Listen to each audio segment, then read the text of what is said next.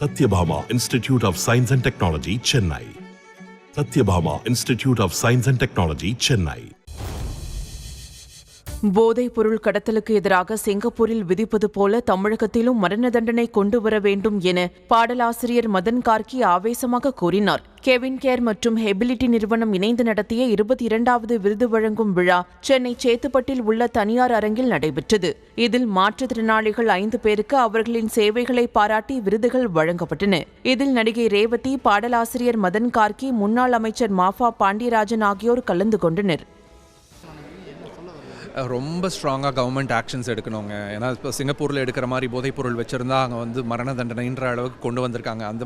அந்த அளவுக்கு கடுமையான ஒரு தண்டனை இங்கே வழங்கப்படணும். போதைக்கு எதிராக கொண்டு வரணும். Satyabhama Institute of Science and Technology, Chennai. Satyabhama Institute of Science and Technology, Chennai. செய்திகளை உடனுக்குடனும் துல்லியமாகவும் தெரிந்து கொள்ள சப்ஸ்கிரைப் பண்ணுங்க.